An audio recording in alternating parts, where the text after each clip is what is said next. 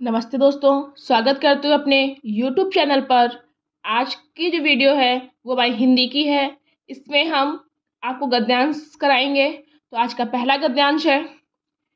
जब तुम साफ रात्रि में आकाश की ओर देखते होगे तो तुम्हें दूर दूर तक हजारों तारे टिमटिमाते हुए दिखाई देते होंगे। उन्हें देखकर लगता है जैसे किसी ने उन्हें आकाश की काली पृष्ठभूमि पर चिपका रखा है। कई बार तुम्हें अचंभा हुआ होगा कि वे हर रात एक ही जगह पर कैसे बने रहते हैं, गिर क्यों नहीं जाते। रोचक तथ्य तो यह है कि तारे वास्तव में एक जगह स्थिर नहीं रहते हैं। जिस प्रकार पृथ्वी तथा अन्य 8 ग्रह सूर्य के चारों ओर अपने पथ पर चलते रहते हैं, वे भी उसी प्रकार अपने पथ पर धीरे धीरे चलते रहते हैं।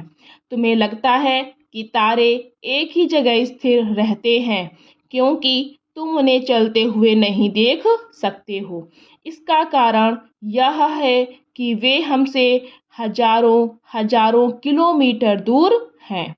जब वे चलते हुए भी होते हैं तब भी ऐसा लगता है कि वे एक ही जगह पर हैं।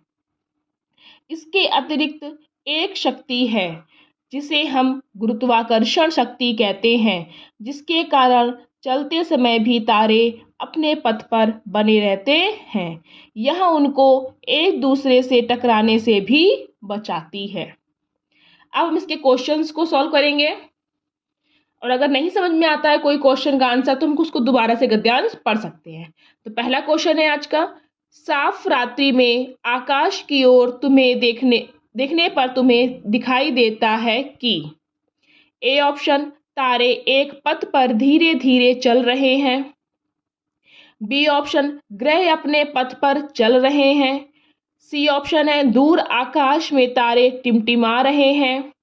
डी ऑप्शन तारे एक दूसरे के बहुत पास दिखाई दे रहे हैं। तो हमारा क्वेश्चन था साफ रात्रि में आकाश की ओर देखने पर तुम्हें दिखाई देता है कि, क्या दिखाई देता है, ये देखिए लिखा हुआ है। जब तुम साफ रात्रि में आकाश की ओर देखते होगे तो तुम्हें दूर दूर तक हजारों तारे टिमटिमाते हुए दिखाई देते होंगे।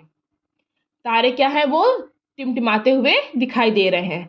इसका आंसर क्या होगा हमारा, सी ऑप्शन हो जाएगा कि दूर आकाश में तारे टिमटिमा रहे हैं। अब हम देखेंगे सेकंड क्वेश्चन। इस गद्यांश में किस रोचक तथ्य का उल्लेख किया गया है। ए ऑप्शन तारे आकाश में चिपका दिए गए हैं। बी ऑप्शन तारे एक जगह स्थिर नहीं रहते हैं। सी ऑप्शन ग्रह सूर्य के इर्द गिर्द घूमते हैं। डी ऑप्शन गुरुत्वाकर्षण शक्ति तारों को अपने स्थान पर स्थिर रखती है। तो तारे आकाश में चिपका दिए गए, बात तो इसकी भी की गई थी, एक जगह स्थिर नहीं रहते इसकी भी बात की गई थी, और ग्रह सूर्य के इर्द गिर्द घूमते रहते हैं, ये चारों बातें इसमें सब में कही गई हैं। लेकिन पूरे गद्यांश में जो कहा गया है वो क्या है कि तारे एक जगह स्थिर नहीं रहते हैं। वो हमको कैसे लगते हैं कि एक जगह रुके हुए हैं लेकिन वो नहीं होते। देखिए ये लिखा हुआ है, तारे वास्तव में एक जगह स्थिर नहीं रहते हैं। जिस प्रकार पृथ्वी अन्य 8 ग्रह सूर्य के चारों अपने पथ पर चलते रहते हैं, उसी प्रकार अपने पथ पर धीरे धीरे चलते हैं। तुम्हें लगता है कि तारे एक ही जगह स्थिर हैं क्योंकि तुम उन्हें चलते हुए नहीं देख सकते हो। इसलिए इसका क्या होगा हमारा कि तारे एक ही जगह स्थिर नहीं रहते हैं। सबसे रोचक तथ्य हमको यही लगा क्योंकि हमको ये पता होता है कि तारे एक ही जगह पर होते हैं। थर्ड क्वेश्चन है, हम तारों को चलते हुए नहीं देख सकते हैं क्योंकि ए ऑप्शन है वे हमसे बहुत दूर हैं। बी ऑप्शन वे टिमटिमाते हैं। सी ऑप्शन गुरुत्वाकर्षण शक्ति ने उन्हें अपने स्थान पर स्थिर कर दिया है।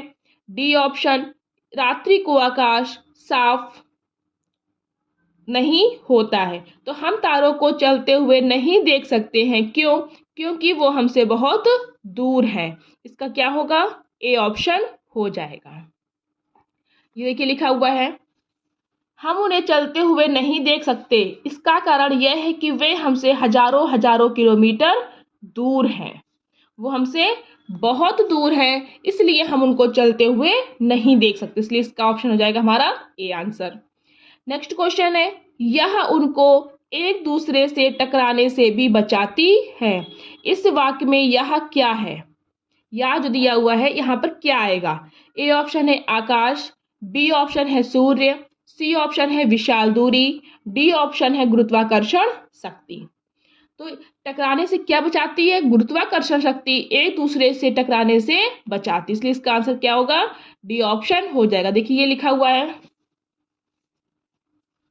जब वे चलते हुए भी होते हैं तब भी ऐसा लगता है कि वे एक ही जगह पर हैं। इसके अतिरिक्त एक शक्ति है जिसे हम गुरुत्वाकर्षण शक्ति कहते हैं, जिसके कारण चलते समय भी तारे अपने पथ पर बने रहते हैं। ये उनको एक दूसरे से टकराने से भी बचाती है। गुरुत्वाकर्षण शक्ति है वही उसके कारण ही तारे अपने पथ पर बने रहते हैं और एक दूसरे को टकराने भी नहीं देती है। इसलिए इसका आंसर क्या होगा? हमारा डी ऑप्शन हो जाएगा। नेक्स्ट क्वेश्चन है, तारों के चलते समय अपने पथ पर बने रहने का कारण? ए ऑप्शन उनकी बहुत दूरी, बी ऑप्शन उनका ना गिरना, सी ऑप्शन उनकी धीमी गति, डी ऑप्शन गुरुत्वाकर्षण शक्ति। तो अभी हमने बताया था कि तारों के चलते समय अपने पथ पर बने रहने का कारण क्या है? गुरुत्वाकर्षण शक्ति है, और इसके कारण वो दूसरे से टकराते भी नहीं है। इसलिए इसका आंसर होगा हमारा डी ऑप्शन हो जाएगा। अगला गद्यांश है हमारा, भारत की सभ्यता संसार की प्राचीनतम सभ्यताओं में से एक है। विद्या का केंद्र होने के कारण अनेक देशों से लोग यहाँ के महान गुरुओं के पास शिक्षा प्राप्त करने आते थे। उन दिनों भारत व्यापार एवं वाणिज्य का भी केंद्र था। भारतीय वस्तुएं विश्व भर में प्रसिद्ध थीं। पूर्व तथा पश्चिम से व्यापारी स्थल मार्ग तथा समुद्री मार्ग से भारतीय माल खरीदने आते थे। भारत अब फिर से वाणिज्य और उद्योग का केंद्र बन रहा है। अनेक देशों को भारतीय वस्तुएं भेजी जाती हैं। भारतीय तकनीशियन तथा वैज्ञानिक भारत से बाहर अनेक देशों में काम कर रहे हैं।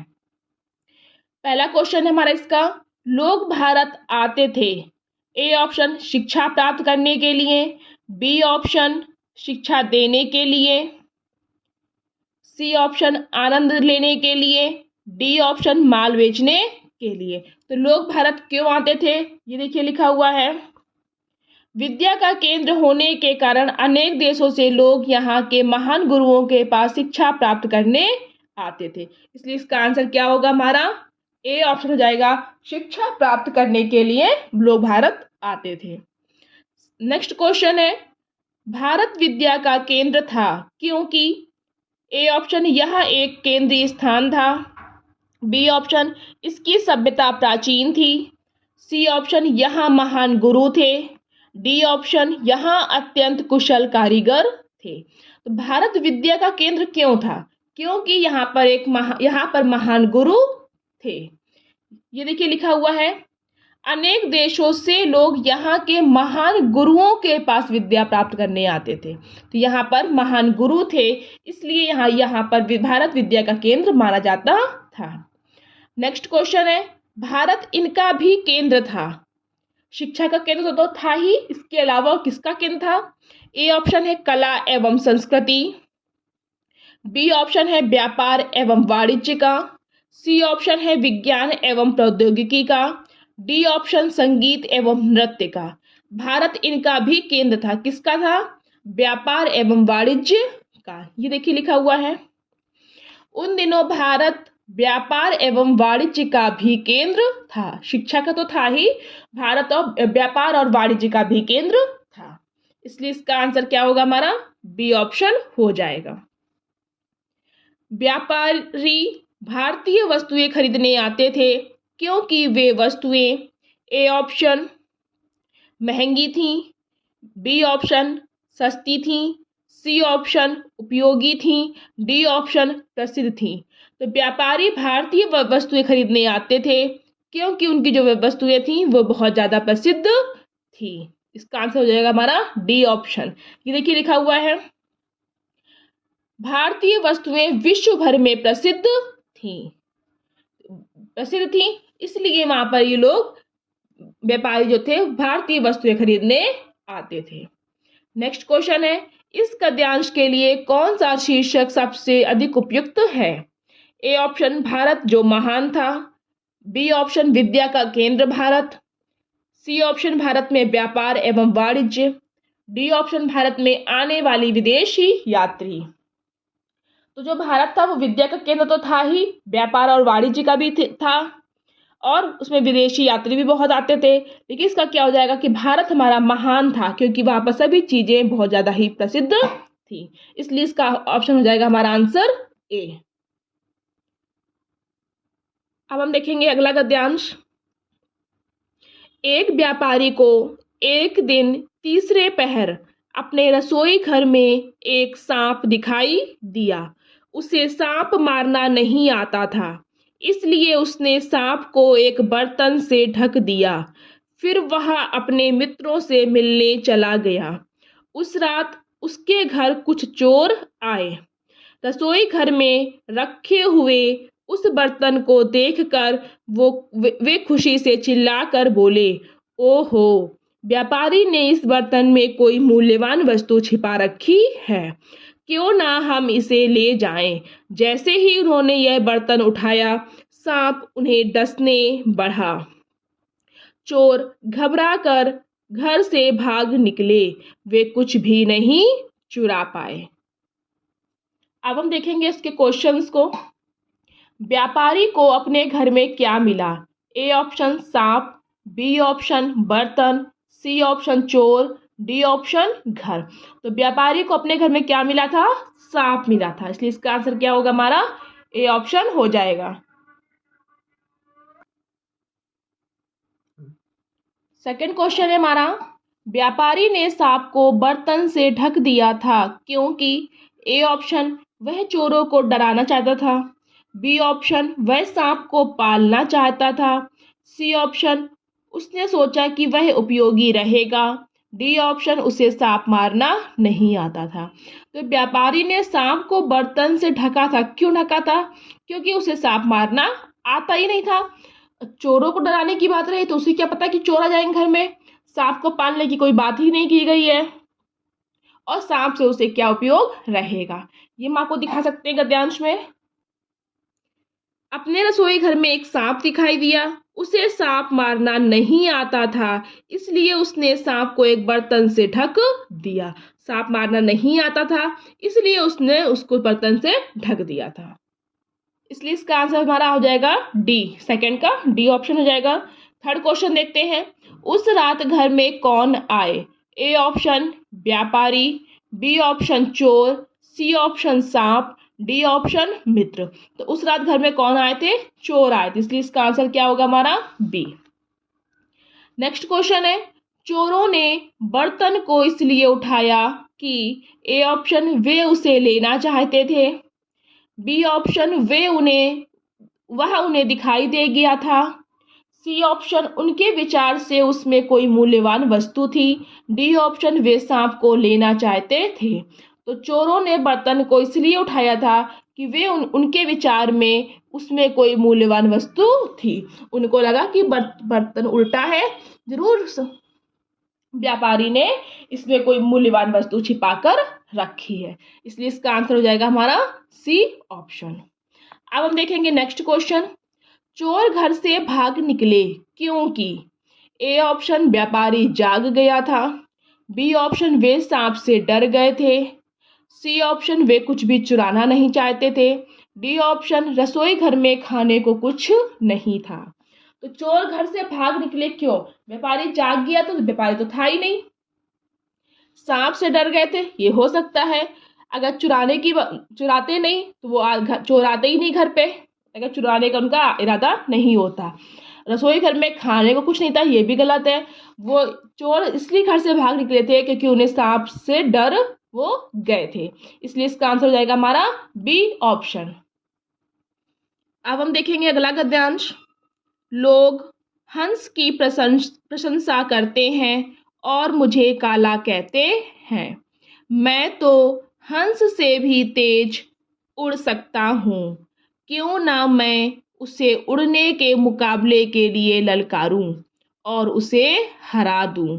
तब लोग मेरी प्रशंसा करेंगे और उसका अनादर। यह सोचकर कौवे ने हंस को समुद्र के बीच में स्थित एक द्वीप तक एक साथ उड़ने के लिए ललकारा।